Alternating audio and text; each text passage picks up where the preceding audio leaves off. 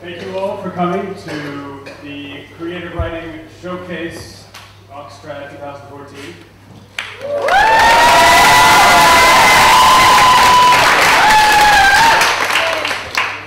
This is Julie, and I'm Tess. We are the co-teachers of Creative Writing major.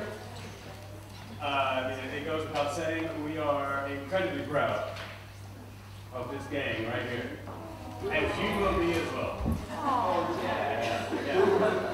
They are outstanding. First thing, if you take out your mobile phones, is and turn it on. Or put it on the side. I was going to say the thing about the mobile, but you took my line. So that was a joke. There we go. Okay, so there's not much else to say. I'm feeling that with people streaming in throughout, if you could wait till the end to get up, that would be amazing, because every single one of them deserves your attention and respect. They're amazing. And then, as I was saying to yoga class, if someone comes in late, just welcome them in your heart. Don't worry about it. So, excellent. So, first up, we have Lexi going to kick us off.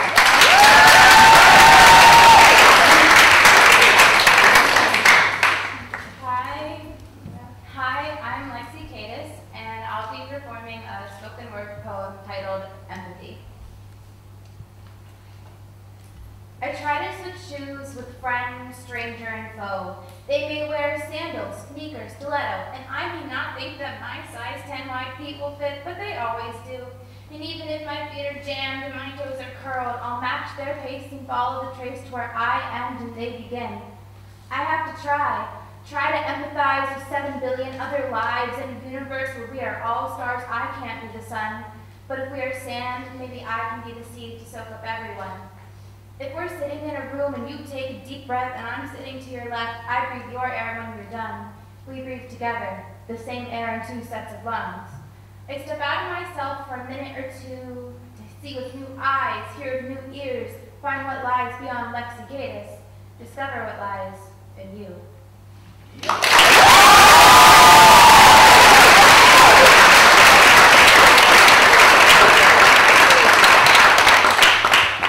Hi, I'm Kathy Campo, and I'll be reading from an excerpt of a fiction story I wrote called The Candyman. Colby Moore's Candy Store was the most popular shop in all of Boston. As soon as school ended, children and adults alike flocked from all over to try his long-lasting gumballs and fun-flavored gummies. But even more so than his delicious treats, the people came to see the man behind them. Candy was Colby Moore's life. The moment he bit into his first hazelnut mint chocolate bar, the moment its rich flavors danced on his tongue, circling his 5-year-old taste buds and eventually enveloping his entire mouth, he knew that this was what he wanted to do with his life. Make people just as happy as that sensational candy bar had made him. 2 Mars bars, please, Mr. Moore, little Sally said, handing the jovial man behind the counter her money. He laughed as he gave her 3 bars, winking. Did the tooth fairy pay you a recent visit? He inquired, noting the new gap in her smile. You noticed, she cried, and showed off the crisp dollar bill that was left under her pillow just last night. Everyone loved Colby. Parents, babies, teens, children, even animals. And while this was true, no one really knew him. No one knew his first crush, Katie Lou, kissed him by the playground on Valentine's Day. No one knew he never had children or that he came in 2nd place in his high school spelling bee. All they knew was that he was a generous, friendly, candy shop owning older man. And they liked that.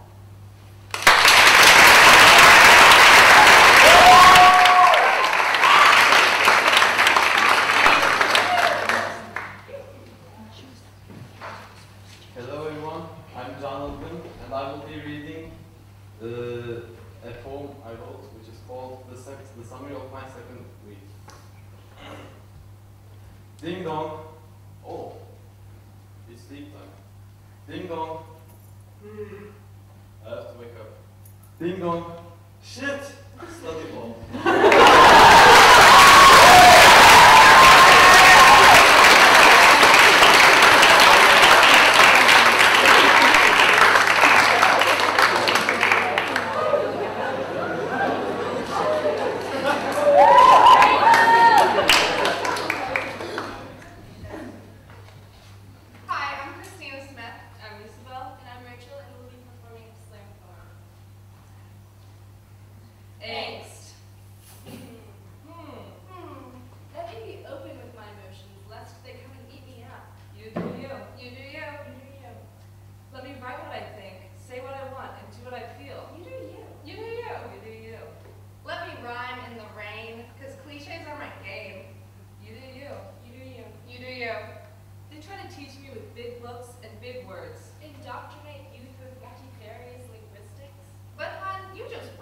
dropout statistics.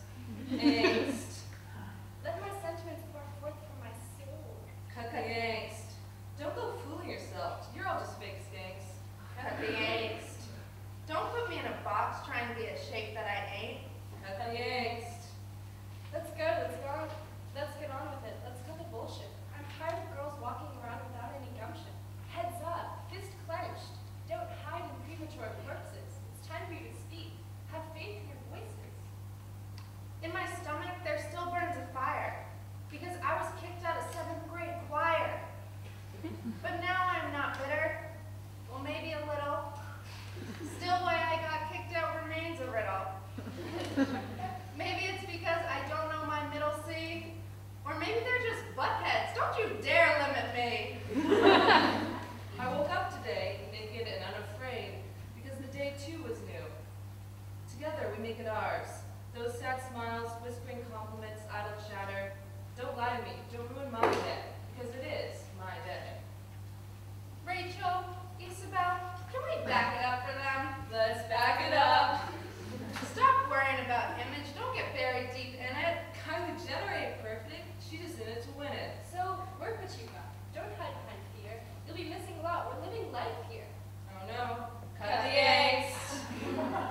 Why? Let me talk about how teenage heartbreak makes me want to die. How I listen to Taylor Swift when I feel the need to cry.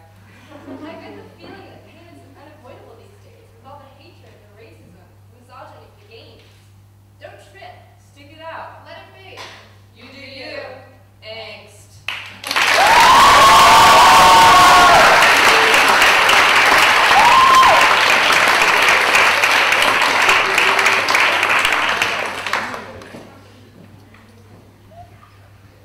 Hello, my name is Ashlyn, and I'll be performing a prose piece called Mince. I can still remember the day I quit. The morning ran its course as usual, 5 minutes in sanitation, 12 minutes on the tube, and at the factory, another 15 minutes of the former to compensate for the latter. In unison, the factory carried out the routine. We began by drying the foreign inhabitants of our skin, cooking the survivors, and from the elbows down, poisoning the stowaways from our plastic smocks. After flushing out the contaminants, we went to work trapping them in with caps of cotton and rubber gloves. Another hospital shipment had backed up the production line. An administrative error had filled our floor with unprepared goods. Plucking and filleting neglected, the meat was much harder to process. Eyes on our feet, we redirected the load and busied ourselves with the next shipment. I found myself staring for too long at the red cross on the delivery truck as it pulled away. Inefficient as it was, the distraction kept the air in my lungs and breakfast in my stomach. Still, thanks to the day's unprepared stop, my hands refused to keep up with the production line. I spat the company's slogan into the white factory noise. Live resourcefully. My fingers became mine again and addressed my duty, removing the pieces that had evaded the mincer. Bin after bin slowly filled behind me, each one vanishing and reappearing on the conveyor belt in a fitter state for packaging. The morning's air melted into the meat, and I fell into a comfortable rhythm. Rake, a shoulder, remove, dump. Rake, an ear, remove, dump. Rake, an elbow, remove, dump. Rake, a tiny foot.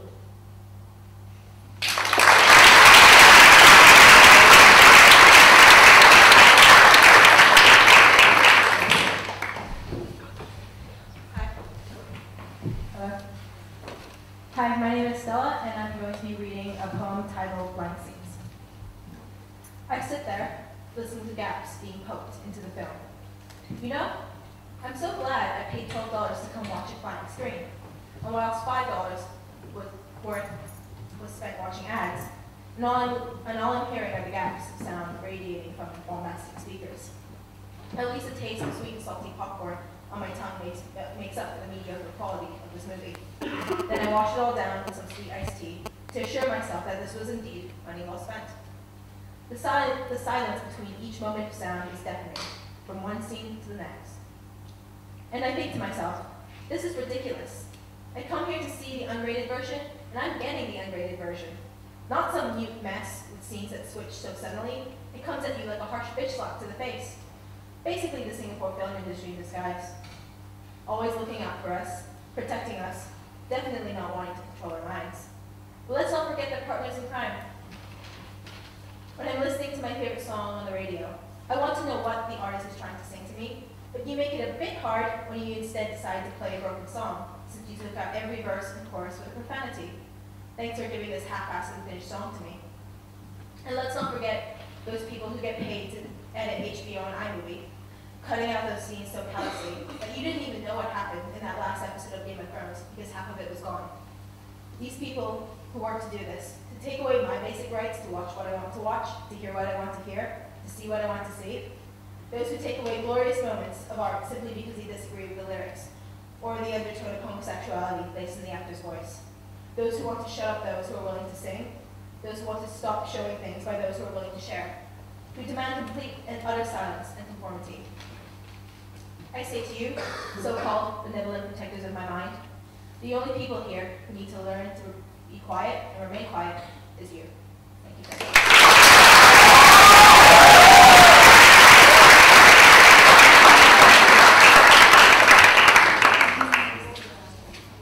Hi, my name is Claire, and I'll be reading One Glance of Benevolence, a fiction I wrote.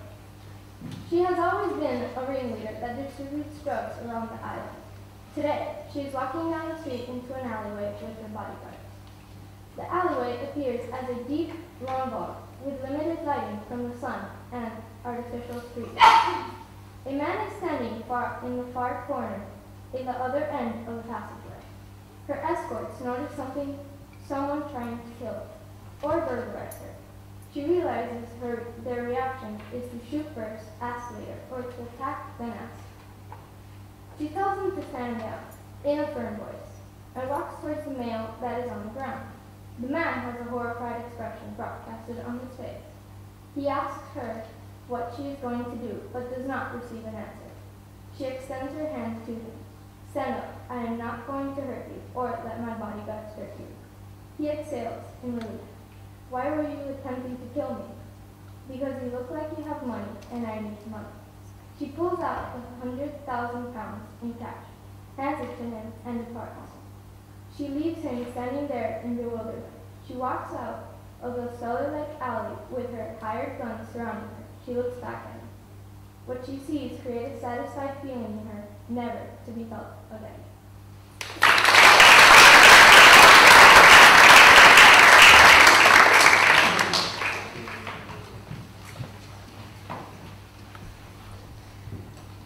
Hi, I'm Michael Flynn, and I'll be reading my fiction piece, White Flora. The morning was crisp with new frost, the first promise of the coming winter. The Chicago streets shone as the sun climbed higher with each passing hour, illuminating the dusty window of the 9th Street corner store and adding a soft glow to the wet soles of the heavy boots hovering around just outside. Men with gruff voices shouted over the incessant wail of sirens, and the usual flow of traffic found the morning route disrupted by a web of yellow tape that touched each end of the street. Blood droplets glinted in the morning sun with a certain elegance against the dull backdrop of the store window. The police report, filed later that day, said the victim was an elderly man, Chinese, medium height, shot once through the skull by 3 perpetrators, all Negroes, with a white 1963 Dodge Flora as a getaway vehicle. Details were supplied by multiple witnesses who claimed to have been present on the street as the men left the store. No motive was known as of yet. 6 blocks away, life continued on its daily routine.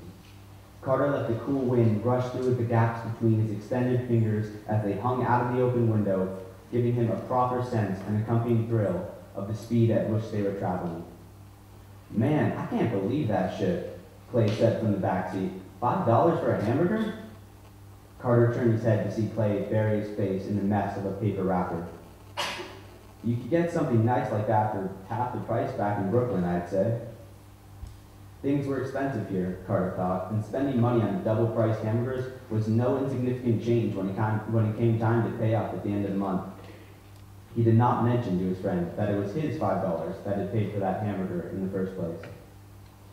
It was a tradition before each fight to make a burger stop at Mel's, although this one had been more time-consuming than he thought. His trainer would already be waiting in the locker room, in suit and tie, wondering where the hell he was. He eased on the accelerator until his Polara hit 45. If he won this fight, maybe he could go buy that fur coat for Rose, and maybe they could go eat someplace nice, real nice, for a night. His glove sat beside him, dull brown, reminding him always of what he was, a fighter. Woven into each stitch of the leather seams were the almost tangible memories of open cuts and swinging fists, broken bones and shattered pride, bullies and thugs alike, memories of single-room apartments and a single mother. He'd never liked fighting all that much, but a job was a job, and most of the time this one paid all right. Carter peered out of the window as the city rushed by. There was something foreboding about fight mornings, and today the frosty streets felt a little too quiet, a little too empty, which he would have enjoyed under other circumstances. With that thought, as if on cue, a siren sounded on the road behind him with shrill urgency. Clay bolted up. "Shit, the fuzz! I told you not to speed around here." His words were somewhat garbled by excitement mixed with visible chunks of a $5 hamburger. Carter pulled over to the side of the road. If he had to get a ticket, the best thing to do was to accept it, not to fight it.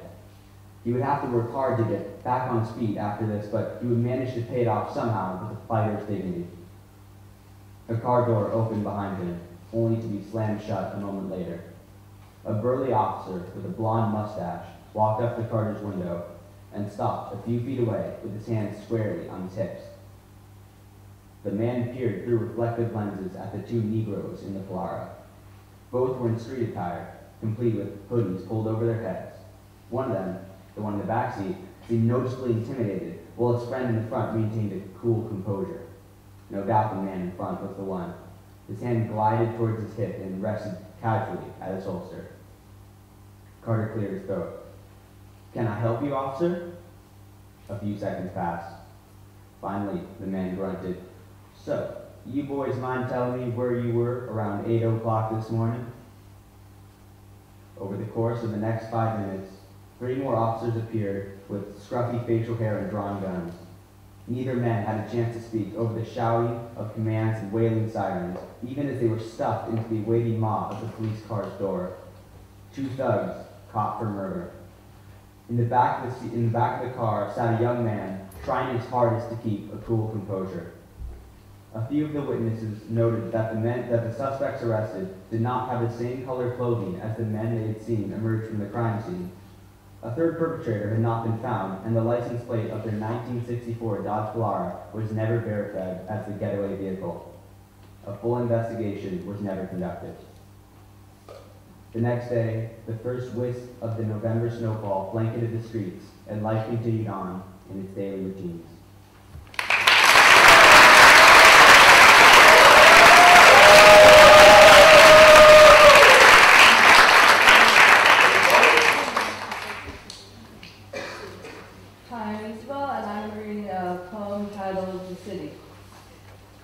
The city stinks.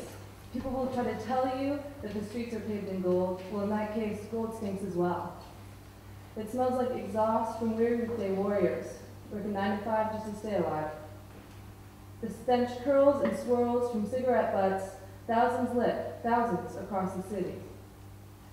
If you walk deeper towards downtown, towards polish and shine, towards 3-piece suits that cost more than $1.99, the smell comes from perfumed wrists, those in their rush to block out human scent, nature's Febreze, only make it worse with their fake roses, drinking mimosas to wash out the doubt.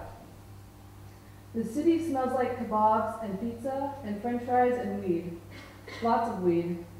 Kids, parents, grandparents, using their health and age to access the green delicacy, green like money. A city known notoriously for its hippie days and music and gays, the scent still lingers, the fire in 1,000 hearts not yet burned out. Don't let anyone tell you the city don't stink. The stench breeds and feeds us, so don't you dare let anyone tell you we aren't real.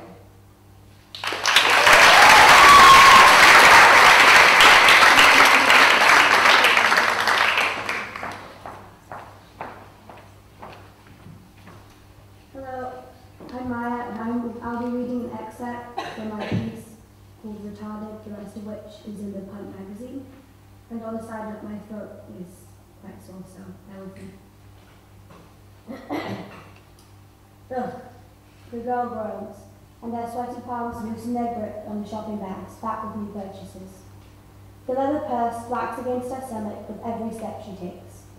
Beneath the summer sky, crammed with clouds, she and her two friends are walking down the street. Her shopping bags continue to rustle and bump like weights on a pendulum. The air is sticky, and the cobblestones and tarmac seem moist. Her flip-flops slap down the busy street. She flicks a strand of hair out of her eyes and meets the cool grey gaze of her friend to the left. The girl harumphs again. This time, the friend to her left smiles back thinly, exposing the tips of her finely pointed teeth, and says, "What, Leah?" Leah pauses, then replies, "Oh, nothing. It's just so hot today, and my bags are kind of annoying." She unsticks a sweaty lock of brown hair from her forehead and continues forward. She tries to think of something else to tell her, but nothing comes to mind. She sighs as she sees Claire's attention is slowly on her other friend, Kate. Claire expertly manipulates both the conversation and the bumpy streets. "So, Kate, did you go to Sam's party the other night?" Kate shrugs and says, "Yeah, why'd you ask?" Claire smirks and replies, "Well, he's just so weird.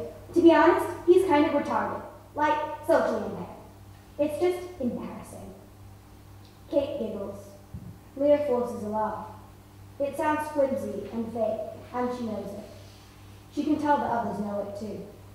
Leah wraps her arm around her shoulders and grimaces.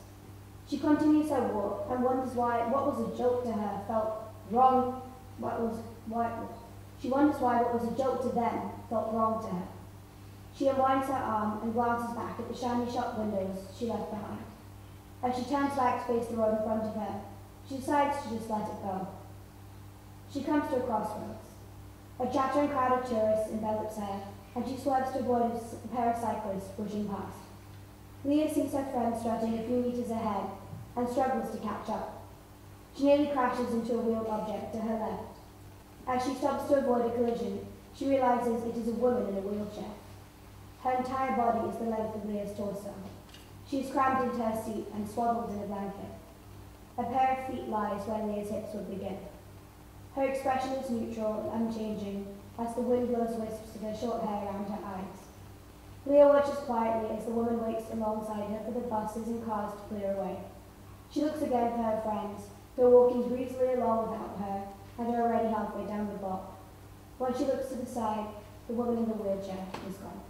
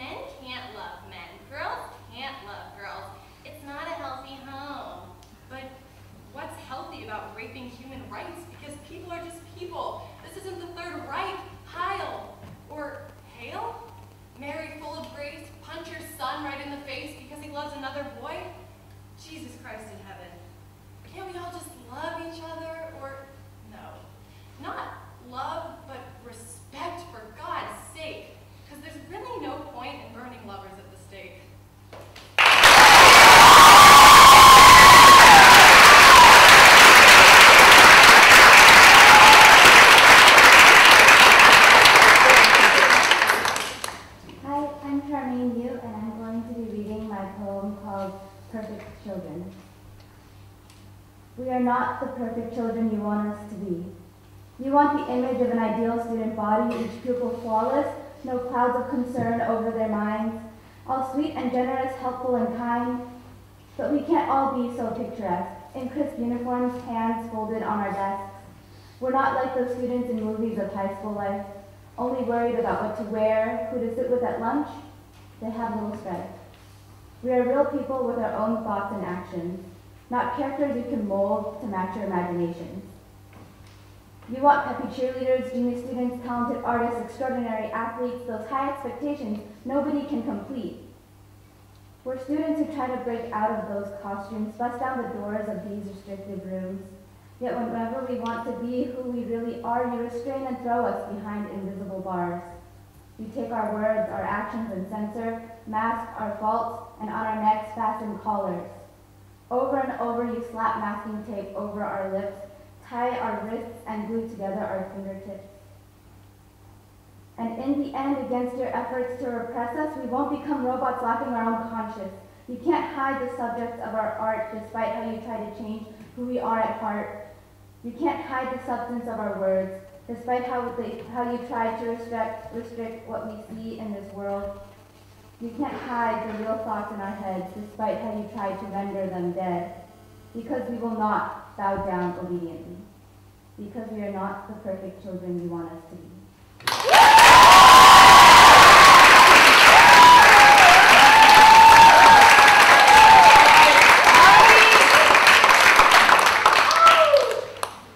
Hi guys, I'm Michael Gopanian. I'm going to be reading to you The Carpenter. It's a non-fiction story, but just an excerpt from it. And if you'd like to read the rest, you should read OxTrad 2014, The Punt.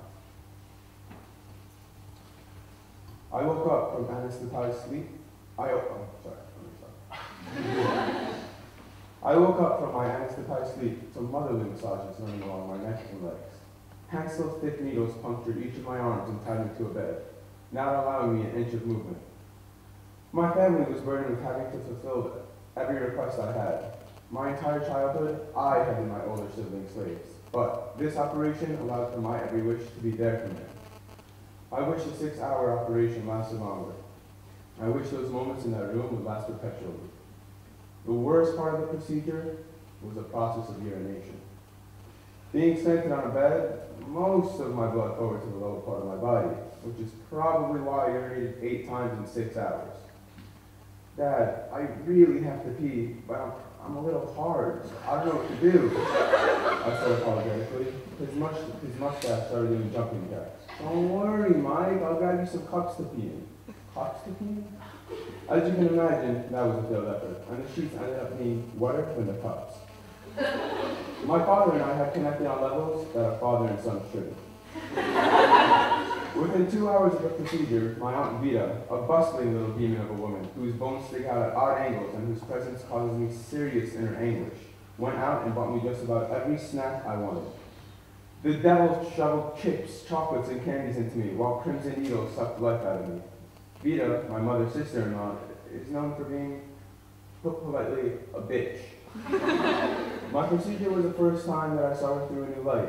The situation had transformed the devil into a happy, genuine, caring person, asking me if I needed anything, kissing my forehead, and feeding me chocolates in a motherly fashion. Vita swiftly morphed into an angel, temporarily at least. During the 3rd hour of my procedure, the doctors came into the room to check on me.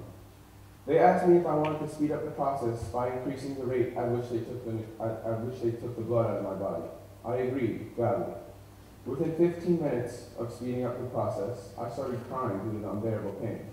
4 of my siblings gathered around me. Don't be a schmuck, you're a man. Of course you're crying, pussy. The Gopanian men have a certain unparalleled eloquence in their encouragement.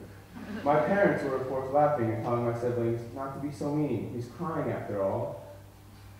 During the final hour of my procedure, the doctors told me that they'd allow my brother to come visit me. Within 5 minutes, he rolled in on a wheelchair with cancer by his side. There was a tense silence as he tried getting up on his own. The entire room was surprised when he succeeded. His cancer was pulling him down, but his will to live picked him up. He walked towards me slowly, too slowly for a child of his age. Weak eyes, skinny legs, and a scarred chest were all at my immediate attention. Garbled words, unintelligible due to the inpatient mask on his face, followed. His debilitated eyes connected with mine.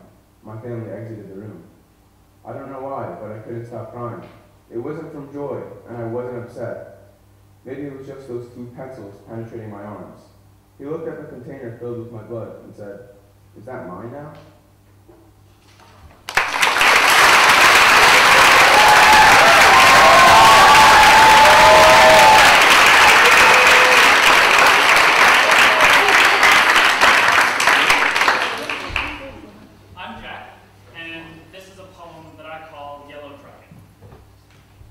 Yellow dragon, look, over the sea.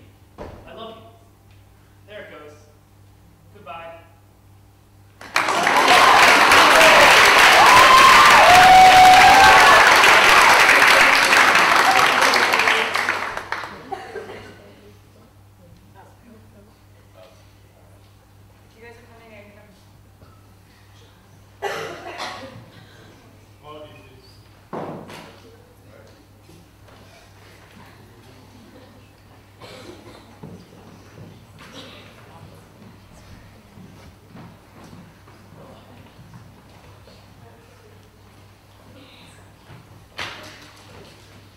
Now, I will be performing a lyric poem I wrote, which is called 5 Petals. Just a glimpse of those stunning stars. I owned the smile appearing in your eyes, and our laughter became our smell. It was inscribed onto my life. But I failed to get rid of the anxious thoughts lingering in my mind. And I failed to put my identity into words. And those pure chestnut eyes that once belonged only to me, now only see his. Thank you.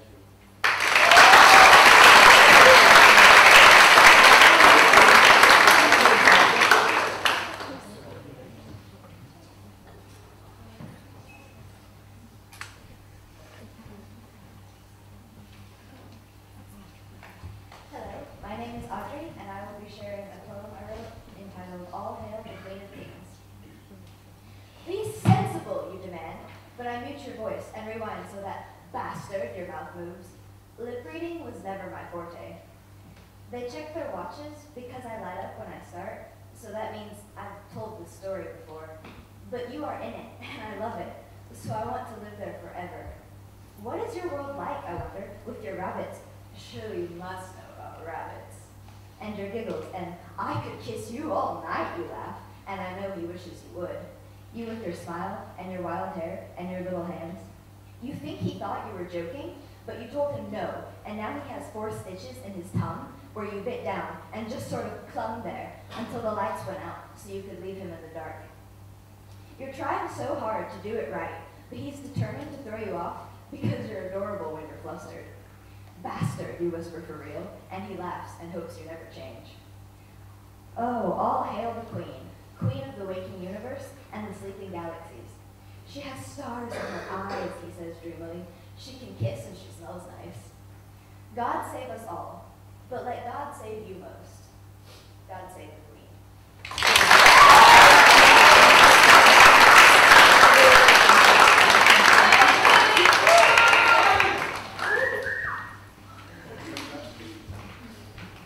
Hi, I'm Sally, I'm Ravenna, and I'm Beth, and we'll be performing a poem called Smothers.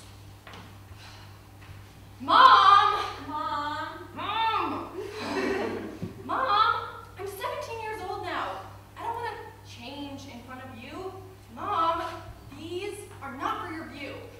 Mom, I'm nearly 6'1". You don't need to dress me in satin bows and tulle. I want to wear ripped skinny jeans, black shadow, lacy under things, and shave that boy from school. Mom, I'm not the exception to the social rule. I have enough friends. I go outside occasionally. I don't have to try to be cool. Mom, I hate that every time I open my mouth, you come out. Oh, honey. Oh, sweetie. Oh, baby boo. Why do I always sound just like you? Mom, I definitely got these jeans from you. That jean that curses all jeans to fit too tight, to pull too snug, to make my legs feel unalive. Those jeans that beg me to never miss a bite of banana chocolate pumpkin breads, caramel glaze. You're my notorious dealer. I call upon your whisk every night and all days. Mom, these freckles on my face. I blame you. And the $2,000 you spent on these bad boys, that's your fault. Mom, remember that panic attack I had this year? I called you at 2 a.m., crying so hard you could barely make out my words. So you stayed up, so much later than you should have, piecing me back together like I never could have. Mom, remember when you stole my phone? Tucked in a cupboard and absent from my touch. That week, I wet every tissue and found the bottom of every tissue box. My 2 years with my boyfriend gone, one best friend less, after it all. You stole my phone to prevent those texts, those calls I could never harness back. You saved me from it all. Mom, remember when you came into my room? You didn't knock, like always, asking, "You need anything, boo?" I've been studying for 6 hours straight. That's why I yelled. All I really needed was you, Mom. Mom? Mom?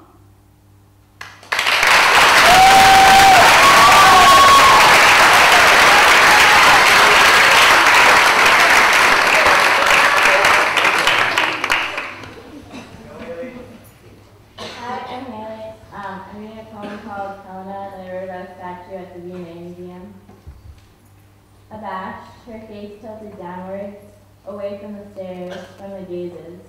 Distance, distance, glowing alabaster and white, stark with beige and brown foreground, in waves and wrinkles. The milky fabric hung away, her curves and edges, lost, muddled, melancholia, circumscribed, and etched within the folds. Gaze at the floor, distance, distance, hunching and hiding, the small ceramic box in her hand, clenched, protected. Flowers aligned, carefully, scrupulously, along that ducked and heavy head. Waves run through the lake, distance, distance, gossamer strands, knees bent, feet apart, words she knew, imprinted, washing over her again and again, transfixed, paralyzed. Thousands of eyes, yet no one saw. Distance, distance, why the sadness, why the shy? The box kept tight against her heart, the pressure kept her whole, together, still upon that platform.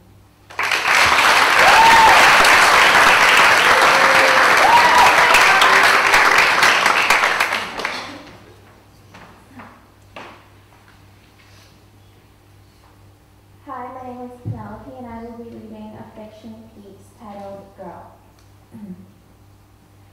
I stood on a bench, its color bleached over time by the cancerous sun. My eyes scanned the surroundings like a panoramic photo, as the light filters through the oak trees tilting above me. I watched the dead leaves pirouette with the wind, and I noticed the shadows of the bushes drawn on the grass. I find a peculiar sort of comfort in observing things.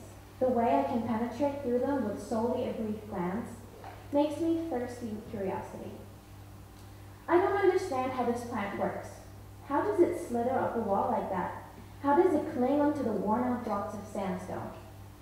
I take a closer look. The soil, damp and fertile, is the mind, the chamber where life never ceases to germinate. The seeds and the roots grip the dirt in secrecy, the foundation of all this. They are the distant thoughts that creep ever so cautiously into the brain, hidden and unimportant. But then the stem emerges, stable and confident. I follow its journey. My eyes trace its complicated path. It is the thought I had a few minutes ago, and it's growing. It's twisting and dancing with the cream-colored wall before it. I can see it develop as it braids and intertwines among other thoughts. Unexpectedly, I wince. I feel disoriented and overwhelmed, as I seem to have lost my trail of thought, dispersing among the chaotic architecture of curved stems. I take a look at the wall before me, and I see. I see my thoughts. I see my mind on display. A girl's silhouette appears sauntering down the steps right next to where I am situated. She looks at me. She looks like me. The bronze highlights in her hair and her coffee-colored eyes. She looks at me. Her face startles me. Her eyes are syrupy and pure, but her lips are pursed, strained with worry. It's like I just ate a bad chocolate bar. The caramel melts in my mouth, but the chocolate part is bitter and rancid. I assume from her sluggish posture and the way she exhales, as if the weight of her chest is too much for her to take, that she is unhappy. Her parents follow shortly behind her, almost deliberately as to not reach their daughter's side. I pull out my journal and record what I'm seeing. I slouch a little as they approach me. The friction of their shoes with the slates of stone on the path disguise the unwieldy silence that levitates around them. The girl's eyes demanded my attention again, like neon-clad cyclists at night. They look rattled, soaked in invisible, melancholic tears only I can see. She begs for her mother's attention. She pleads for her mother's reassurance. Following her pertinent glare, I remain captivated, my whole body drilled into the planks of pale wood on the bench. But her mother simply nods, pats her daughter's shoulder awkwardly, and starts to leave. Mom? The girl stutters. The urgency in her voice resonates in high-pitched notes. The woman peers down at her. Her face is vacant, and her eyes lifeless and passive. She seems to be striving to focus on something, anything except her daughter's gaze, but she fails, as her dark pupils keep shifting agitatedly in their sockets. She leans in and hugs her. Their bodies are as far as possible, as if they are suspended in water, and the pressure of the liquid between them is too forceful to push through it. I just saw it. I'm sure of it. Her eyes softened ever so slightly. The tight skin on her face loosened and diminished. I saw her weakness. It ripped through her distant facade like thin paper. I saw her longing to wrap her arms firmly around her daughter and let her warmth seep into her. But it's gone now, and stone-hard glare replaces it, as if all the love has been sucked out from her with a narrow cocktail straw. She turns back around and struts along the carefully shaped trail. "Tom," she demands, and the father jogs to catch up with her. They pass by me, and I clutch my pen tightly, its tip hovering above the paper before me. The mother's dress brushes my knees as she whisks by. For some uncanny reason, I do not seem to feel the contact of the fabric on my skin. I hear her whispers, "I can't do it, Tom. I don't know how." The girl sits next to me on the bench. Her hands lay on her thighs. I can see them quivering. Her pastel purple nail polish is identical to mine. We sit in silence, our thoughts synchronized, revolving in one chaotic circle. I want to reach out to her, tell her what I know, tell her how things really are, but I can't, because she reminds me too much of myself. I can't because if I reach out and touch her, she's going to fade away.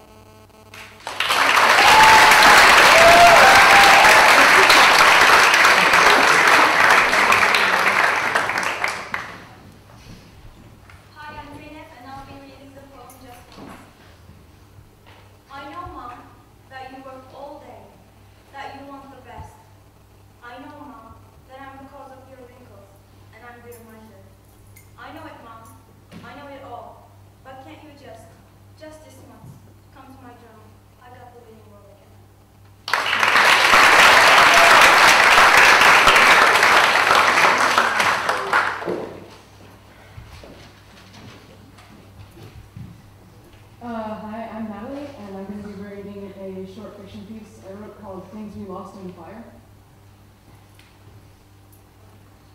I yawned, trying my hardest to stay awake. Falling asleep while driving isn't exactly advisable. I turned to the passenger seat. Hey, it's a bit too quiet, don't you think? Mind if I turn on the radio? Silence. That means yes. I leaned over the dashboard and hit the button. Things we lost in the flames. Things we'll never see again. All that we've amassed sits before us, shattered into ash. Oh hey, Bastille, I remarked. You've always loved them, haven't you? I looked out my window as the trees and rocks flew past in a blur of brown and gray. Looks like leaves are just starting to come out again, I observed. In a few more weeks, they'll be green. Too bad we won't get to see them this year. These are the things we lost. The things we lost in the fire, fire, fire. Oh look, we're almost there, I said as I turned onto an exit. Not much further now. We'll be there any minute. Daddy, who are you talking to? My hands froze at the wheel. I wasn't counting on him waking up so soon. Oh well, sleeping or not, he was still coming with me. Where are we? He asked, rubbing his eyes and sitting up in his booster seat. Where are we going? We're going to see Mommy, I replied cheerfully. Through the rearview mirror, I could see his face lighting up with a smile that could part the Red Sea. Really? You can go see her? When? Where? Are we there yet? Are we there yet? I took another right turn. Don't worry, I said as we bumped along the road. We'll see her real soon. Flames. They lit the walls. Tenderly, they turned to dust all that I adore.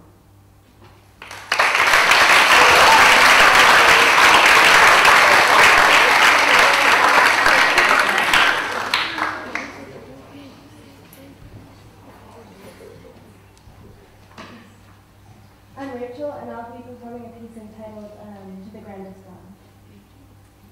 When I was small, my hair was cut short and white like yours. I was a sapling in your fruit orchard. You always had hope in my blossoming. The teddy bear, so proud in his red sash, was left unnamed. He needn't be so long as he came from you. the funny bed and the red bar, all I remember of that house. In 2000, in the summer of my 4th year, you moved so you could be closer to your daughter and us, your family. That apartment became your home, smelled of cigarettes, potpourri, and your rouge, Revlon and rosy. The days after your struggle, just 2 weeks after you showed up, when sleepless nights blurred into mornings and still you lived, to me you became a fighter, you goddess. When you came home, there was a bed, even funnier, but the carpet beside it still smelled the same. Now, my mother says I bought my lipstick just like you did. The morning we died, she wasn't home. The tears came slowly and then harder and stronger, like a long-awaited storm. Florida was cold that December weekend. The house with the red bar was gone, and those fruit-bearing trees were no longer giants to me. I curled your hair a week before you died, but the curls unfurled and wouldn't stay. They smelled clean, and they smelled soft, like potpourri, as did your forehead when I knelt to kiss it, saying goodbye, and I broke. That December morning I wore tights and my hair was cut short as it had been before. When I lowered you, I took a flower, an American beauty, the rose of your soul. Its dust is my favorite. A keen reminder at moments married to loss that it wasn't the cigarettes that gave you the power or the breathless charm. December 10th is my hope, proof of miracles. Meet me in those fruit-filled gardens. Together we will make joy eternally tangible.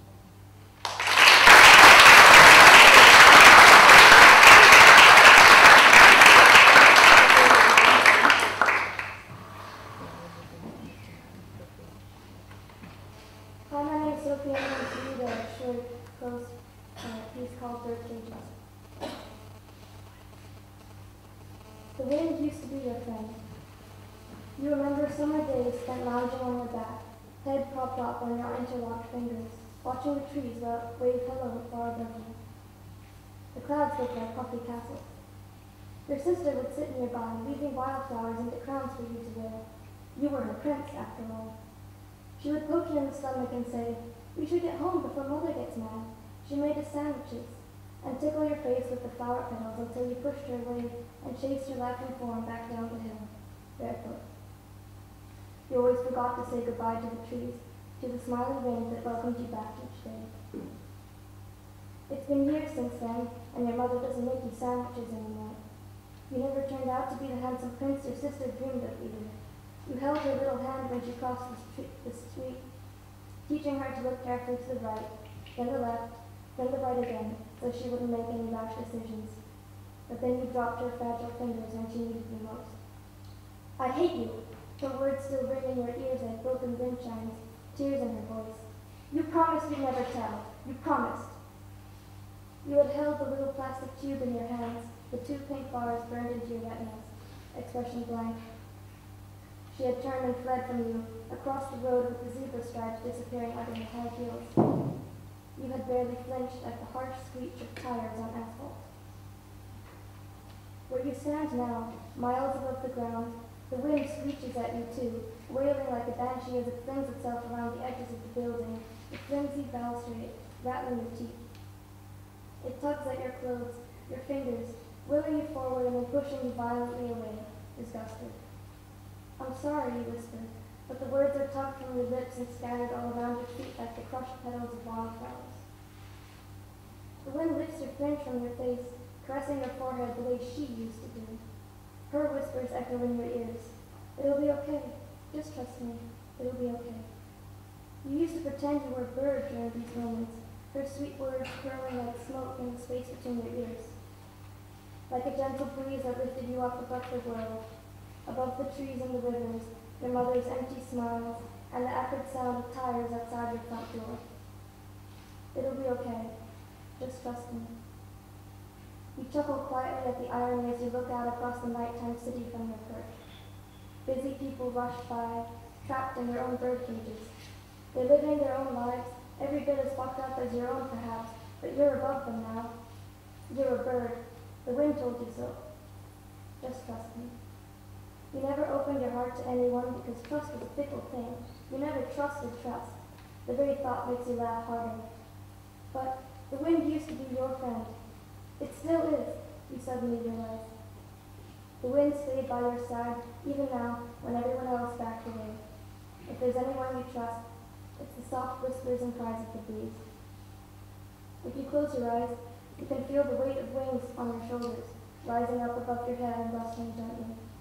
I want to fly, you'd say, stretching out your arms and catching the wind in your fingertips.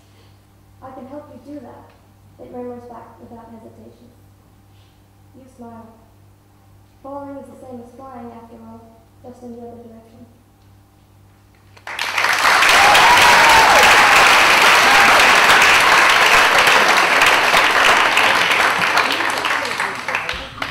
Hello, my name is Lily, and I'll be performing 5 very short and unrelated poems. Second thoughts. It is not until she is standing on the ledge that she realizes it's a long way down. The intersection. She examines the L's that her 2 hands form, trying to determine the right path. 7 a.m. Children wake up early because they are still excited about life. The fighter. When he finally unclenches his fists, all he has left are 2 empty hands. The widower. He rolls over only to find her side of the bed empty.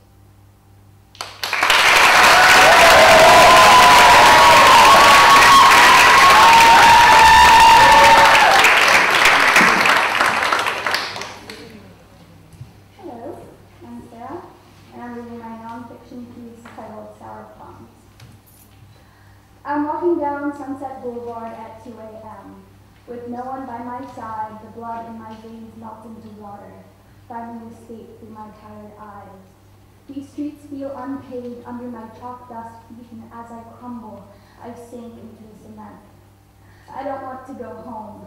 The rotten wood stinks these days, and I can't hold my breath. I wonder if he sees me, the boy from December. My illusion in the night. Maybe he'll drive by and he's beat up. No, beat down Subaru.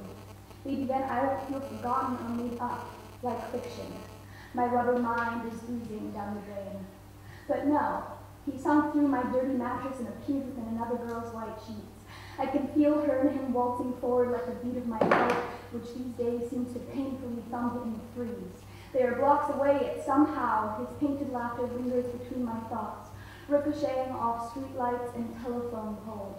I listen as it booms through my bones and pulsates towards my neck. Why do I care? How can his cool invitation still be pulling me like gravity? I hate myself for wanting him to drive by. My hand barely brushes my cheek and I fall on my knees. For the first time, I notice the tiny pebbles within the cement. A feather of grays and reds merging under the surface, but one black speck is isolated. I tap its stony covering with my brittle finger, wanting to break through and set it free. But instead, my tears fall for my little friend. How desperately she must want to hold the others within her grip. I should go home. I'll take some sleeping pills, I'll shut my eyes, I'll cover my ears. When I was little, my mother would protect me from the twirling darkness of my bedroom. She would lift me like a trunk of stones, or I would tiptoe into her cold, wide bed. My room was made of rotten, sinking planks of wood, and hers became fresh linen and cotton dreams. Unable to fall asleep, I made imaginary friends within her walls. A couple by the curtains, one through the cracked bathroom door, and a few by my side. They would slip in and out of my vision, but at all times, 1 or 2 kept me company. My friends were fedora-wearing monsters in a swanky bar. But somehow their dark marks and sunken statures made me laugh and sparkle by my mother instead of hide by myself. I discovered the crawling sensation under my skin was the feeling of loneliness, and that was the root of my fear, not the monsters. Out of annoyance, my mother finally stopped letting me sneak inside. Today, my bedroom remains a place of fear. The lights must be turned off a certain way. My feet cannot mingle by the bottom of my bed. Something might grab them. I might be taken away. When I'm stressed, it gets worse. My dark-haired and green-eyed creature impossibly waits outside my second-story window. His cracked painted face knocks to say hello. His hums of jazz stick within my mind and carry through my impatient sleep. No matter how hot Los Angeles burns, I shut my eyes, cover my ears, and clench the covers. I take sleeping pills, but I miss my friend.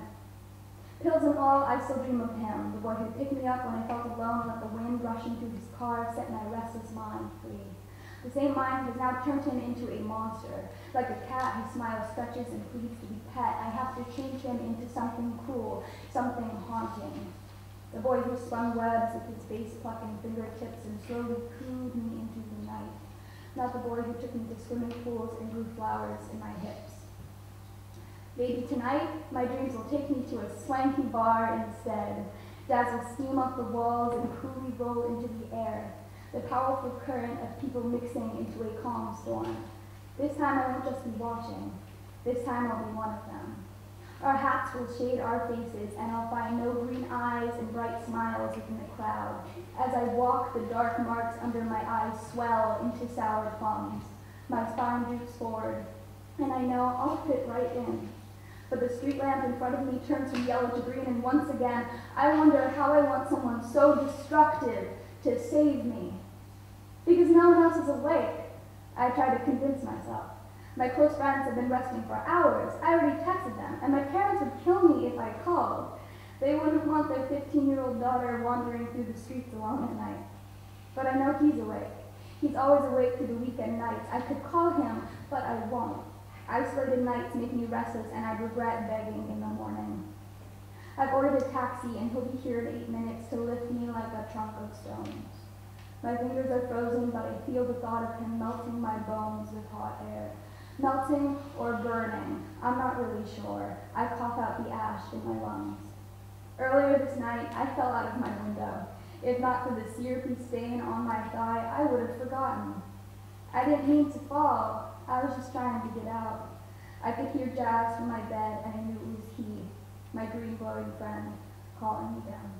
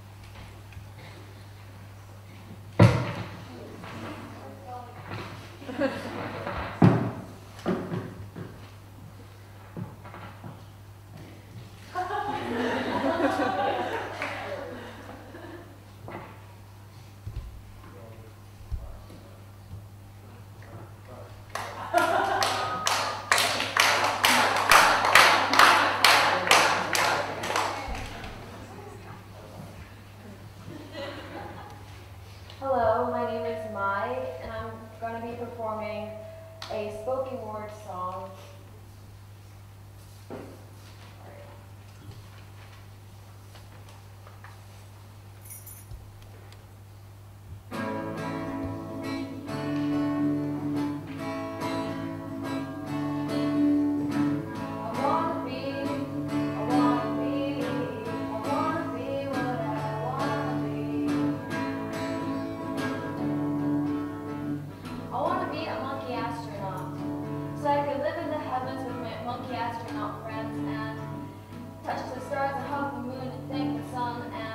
I'll forever float in freedom in a little spaceship called My 3000, 2003.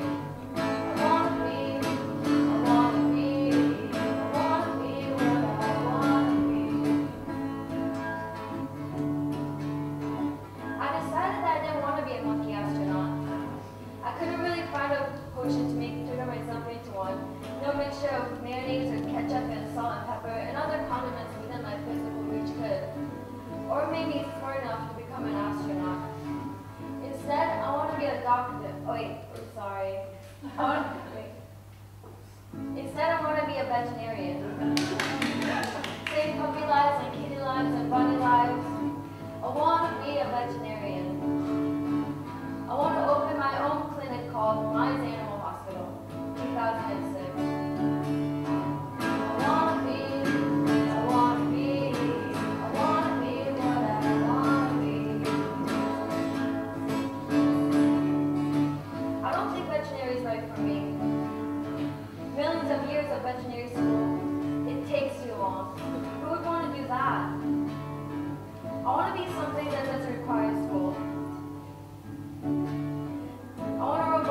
drinks, waterfall my thumb down the 6 strings of a guitar and sing. I wanna be surrounded by staccatos and gatos vibratos. A waves of chords rush through my veins and the melodies of songs engraved in my brain.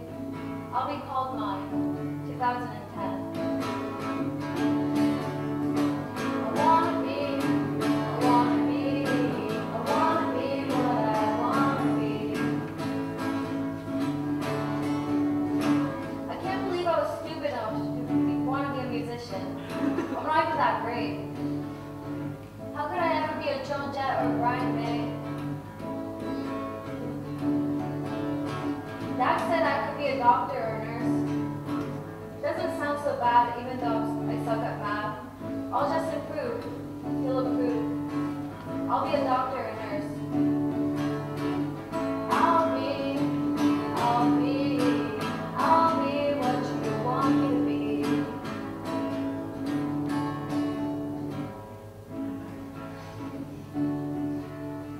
She wanted to be what she wanted to be. My older sister wanted to be. She wanted to be a flight attendant or a kindergarten teacher, but her choices were doctor, pharmacist, or lawyer. She walked down the aisle with pharmacy, locked up in a case she had the keys to. And there she still remained. She spoke to me like an old woman on her deathbed.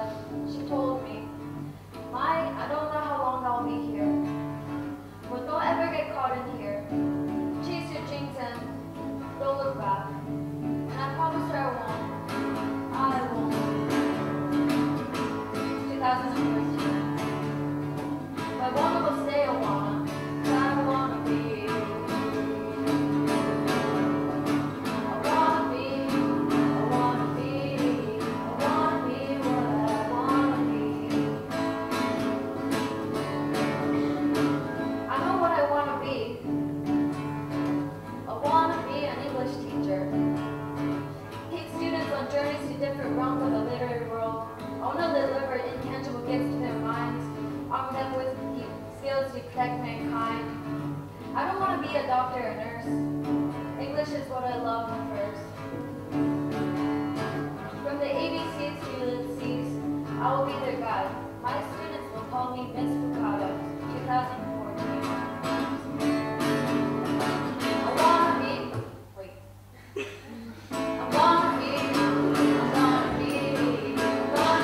what I'm gonna be.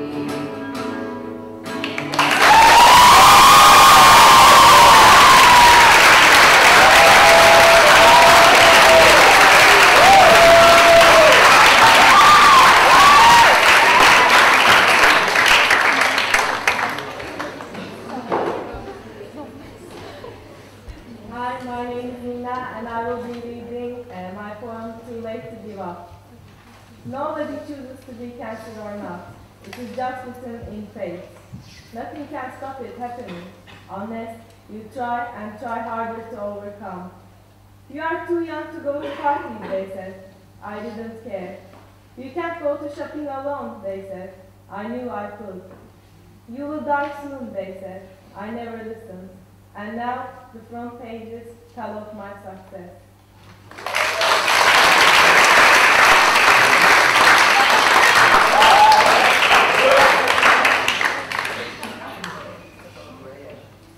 Hi, I'm Beth, and I'll be reading a fiction piece I wrote called Cakes on a Plane. I wish I'd eaten that last slice of chocolate cake. The one Janie makes, replied Captain Roberts, because that shit's good. I mean Betty Crocker good. I can count the number of people on my left hand who could match my girl Betty. They both sighed in a shared moment of cake appreciation. Continuing, Robert said, well, I wish I'd worn my purple tie. Captain Evans nodded. That tie is pretty sweet. Didn't you say you were going to get me one like it for my birthday this year? Yeah, guess I'll have to take a rain check. Laughing like two innocent men on death row, they lounged back in their chairs, removing their hands from the controls. Nothing they did was going to change the situation. I wish I'd tried pot in college when Sarah Lindemann offered me some, said Captain Evans. I wish I hadn't smoked pot before my first flight test, replied Captain Roberts. Huh? Wait, what? Your first flight test? You scored higher than me on that, you rat bastard. A sharp knock on the cabin door interrupted the conversation. The damp upper lip and brow were the only fractures in the air hostess's usually impenetrable composure. Anyone new to air traffic control? Captain Evans shook his head no. How's everyone out there holding up? Nobody's panicking just yet. Just do what you can, Molly. The silence that followed her departure was now more tangible than before. The only movement came from the dutiful blink of the bulbs adorning the panels of controls. I wish I'd been at the Sammy's graduation, Robert said. It wasn't your fault, it was an emergency, replied Evans. Yeah, I know. Still missed it all the same though. Neither man spoke for several moments. I wish I'd kissed Janie one more time. They stared straight ahead, neither of them really seeing the clouds that glided past the plane at a steadily increasing rate. Hey Evans. Yeah, mate. Jane might not be here, but if you really want to smooch, all you gotta do is ask. Oh, piss off. Evans watched his best friend shake with laughter, matching the rhythm set by the plane. As the sound faded, it was replaced with a commotion, originating from the body of the aircraft. Their eyes met as they paused their now frantic movements, to flash each other a knowing smile, accepting the only plausible outcome. Captain Evans couldn't help but think that there was worse people to die besides, but there was probably better people too.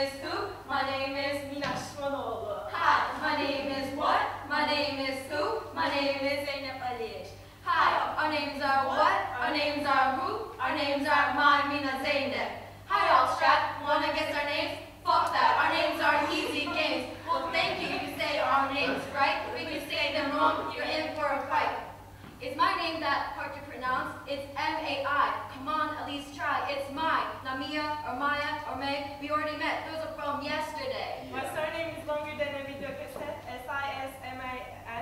Simanoglu. Yeah. Now just that I left in the alphabet, so I bet you can't pronounce it correct. You say Zaini, why can't you see the fucking P? Zainab. Here, I'll take you step by step. It's Zainab, not Zaini, Zainab, Zainab. Say it right, or you'll get a slap. My name is what? My name is who? My name is Makata. Hi, my name is what? My name is who? My name is Minashmanoldu. Hi, my name is what? My name is who? My name is Zeynep Alish. Hi, our names are what? Our names are who? Our names are Mina Zainab.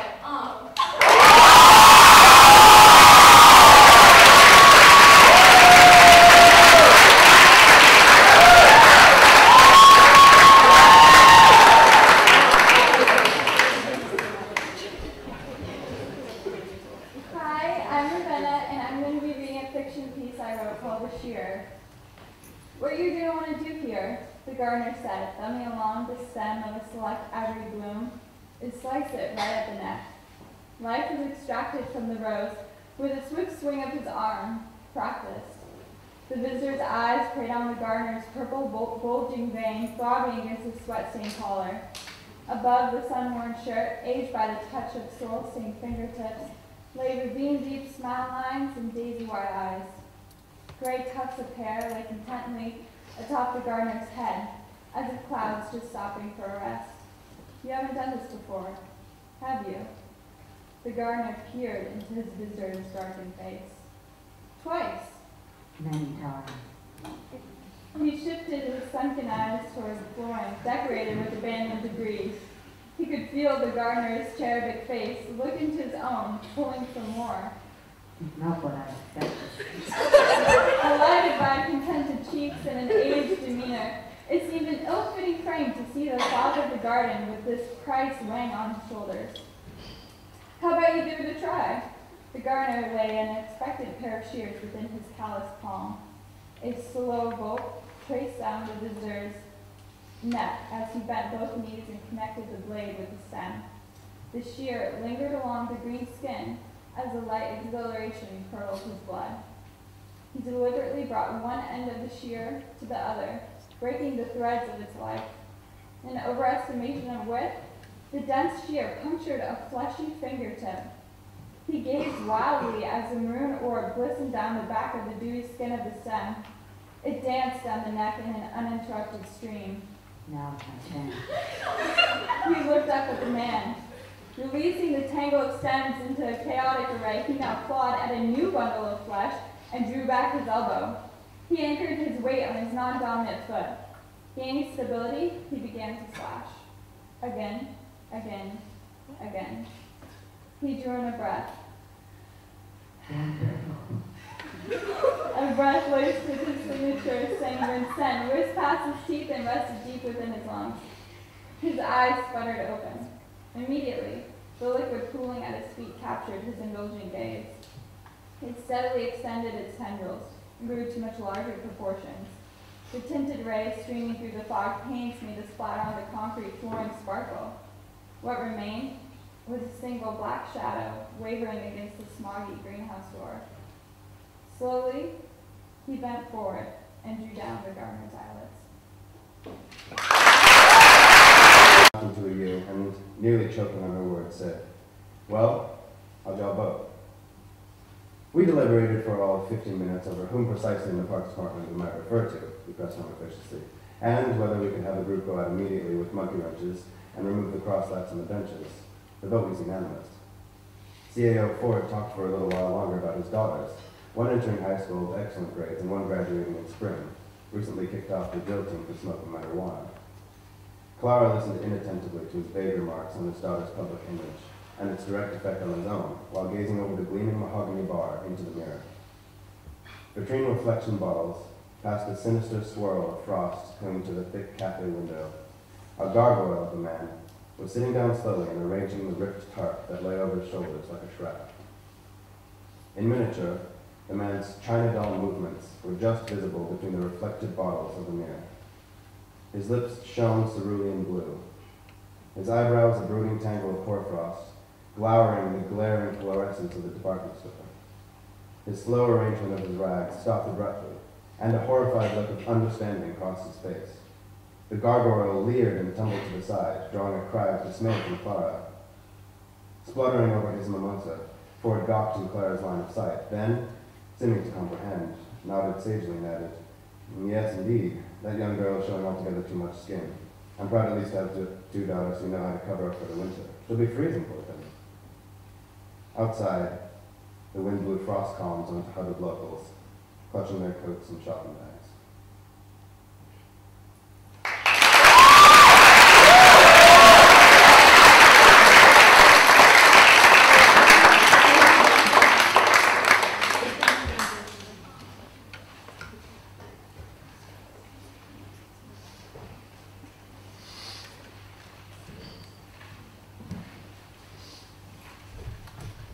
Hi, I'm Christina, and I'll be performing my slam poem, Doing Enough. Hey girl, what's up? No, you didn't. You playing, girl, you so funny. What charity are you funding for? You're not doing one? Why not? What hypocrisy? No, yeah, I get it. You're watching all these kids running around the world trying to make a difference, but they really aren't changing anything. Yeah, I guess they do just do it for self-satisfaction. You're probably right. They really should just write to a politician to make any real impact. No, I got you. I understand. Oh, you gotta go lunch later? Okay, perfect. See you there. This conversation was only days ago, but it has rocked me to the core. I did not know what to say, but now I'm ready, so tell me again. Tell me again that those children going around the world are not doing enough. You want to impose all your ideas on me? Honey, please, let me tell you about me. Go ahead and walk tall and proud. Wear tights on your hair, I don't care. Wear a Barbie doll barrette in your golden locks, or wear a diaper down a fashion show line, and I'll say, oh, okay. But don't you dare tell me what I'm doing is wrong. Don't you dare tell me what I should have or should be doing. Don't tell me where I belong. I'm sorry that the impact I have made is not real enough for you. I have spent 6 months away from my friends, my grandparents, my mother, my father, and my brother, but you have the nerve to tell me that what I'm doing is not enough? You don't know what enough is. But neither do I. You say that I do it selfishly. Yeah, you're right. I don't care. That's why I've given up my teenage years. That's why I run from country to country, guiding the blind and holding the weak, because I am selfish. And don't get me wrong. It is true that it feels good to have a small child run up to you and hug you in the morning just because they missed you. But when I go to sleep, it is not the hug I remember, but it is the smile on their face after I have washed their feet. You flip through some pink magazine, and now you got all the answers?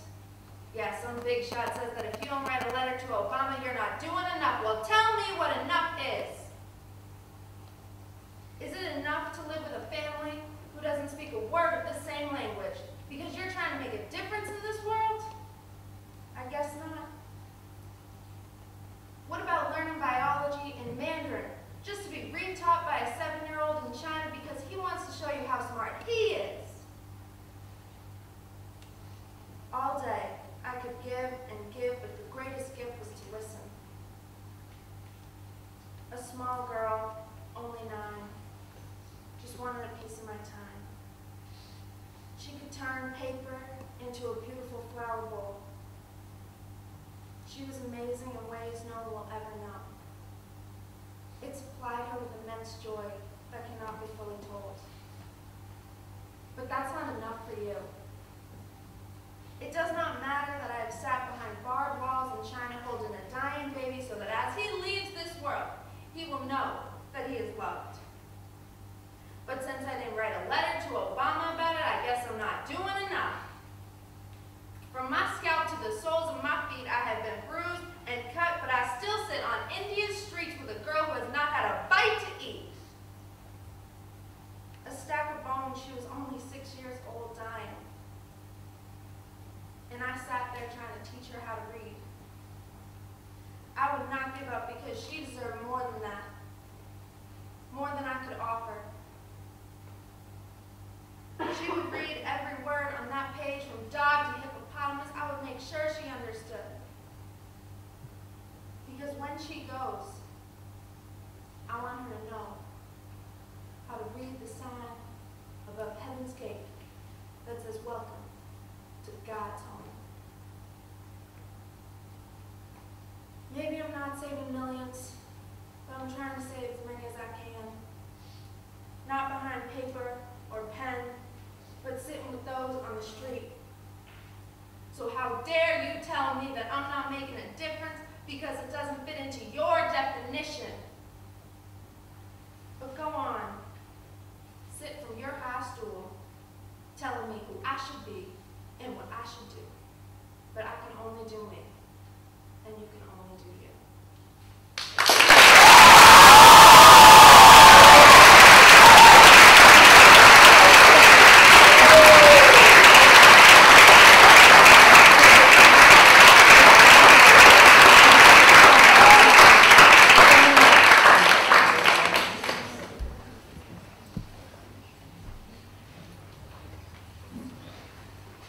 So, they were awesome, right?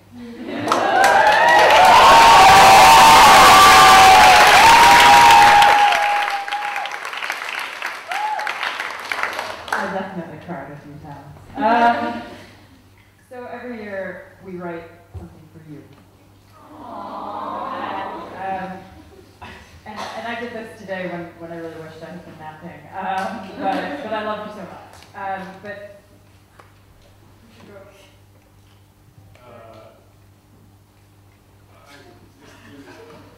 we're pretty awkward in creative writing.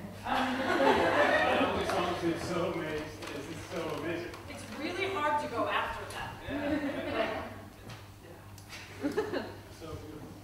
Actually, what I'm going to read is really about my frustration with language, about how you can't use language sometimes to describe how you feel, and how our language is inadequate. It's inadequate for me to express how I feel. Honestly, about every single one of you.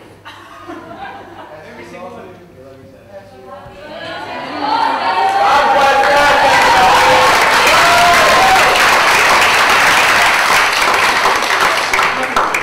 I don't know, it's too much. It's too good, but okay, let me just get this out of the way. It's called The Sticky Thread.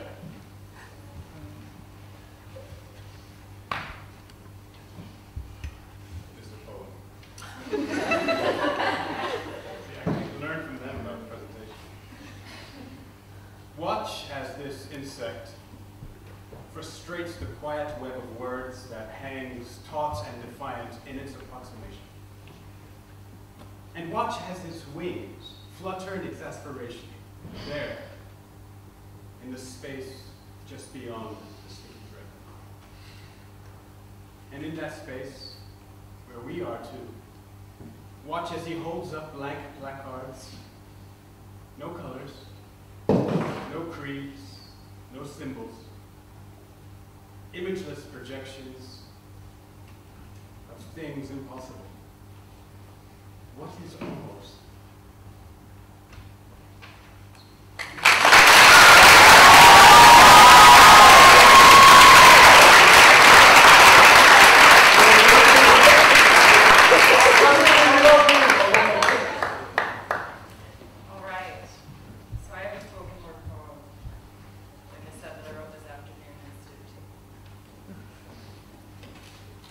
So I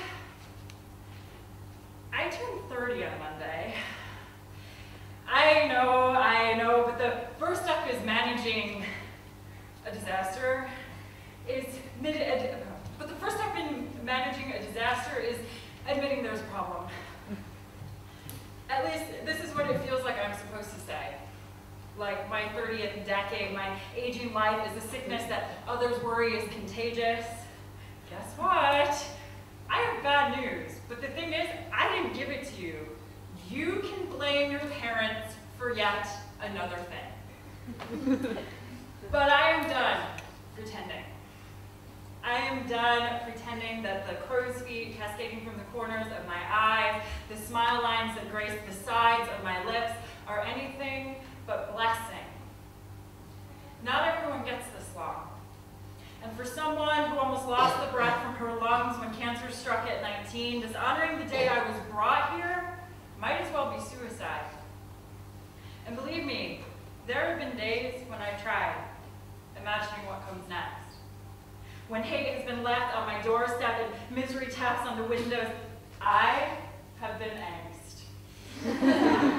And not just in my teens, but well into my 20s. And I don't know what 30 will bring, but I can tell you, cliche as it will be, that I will sing.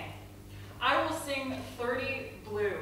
I will sing 30 through until my voice is raw, and then I will look to my hands to tell you everything else you need to know. About how life spills from skin, how this body that we are homed in is that, a home. And like a drum, now I am on a roll, and even though I tell you, dear students, don't tell, show, I am going to tell you a few things right now. And again, what I'm supposed to say is that for 30 years, I haven't learned much yet, but that would be a lie. Because each day I rise to impregnated air, enough minutes to fill books, looks to fill volumes, so how do I describe 30 years of lessons in the sky?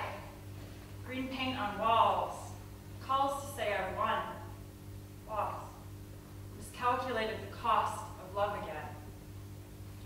And for all my miscalculations, all my unreturned affections, I regret nothing. I regret not one bruise of the father, not one disastrous love affair, not one overly tired misunderstanding, nor any failed attempt at mending after said acute, overly sensitive, overly tired misunderstandings.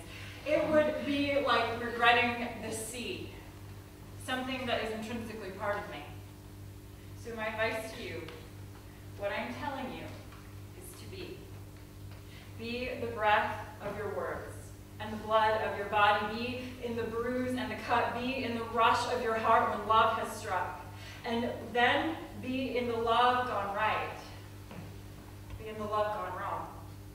Be a song that sings on street corners. Hug a busker. Be the kind of person who misses the train not because of delays from rain, but because someone needs the thick paint of your voice more than you do. Be the kind of person who pets dogs. And if you have an allergy, get shots. And if you have an aversion, get over it. Be the kind of person that loves what you love and then love everything. Be the kind of person who never hates not anyone, not anything, because what I have learned is that hate spins black leaves from the roots of your being. It blocks out all light. Be the light. Gandhi said, be the change you wish to see in this world. I say, be the light you wish to see in this world. Be the love you wish to see in this world. Be the love you wish to have. Be enough for yourself. Be enough. And I could carry on for centuries, and I probably will, because I haven't learned enough yet. But what I have learned is this. The grass will kiss your feet, and the sea will never leave. And whatever it is you need, just learn to live in it, and love the soft body of your being. Be.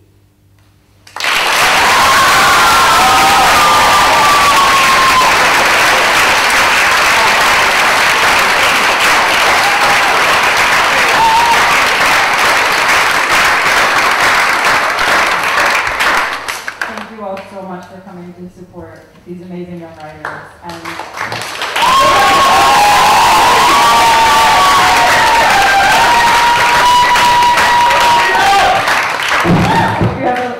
I hope you have a lovely rest of your week.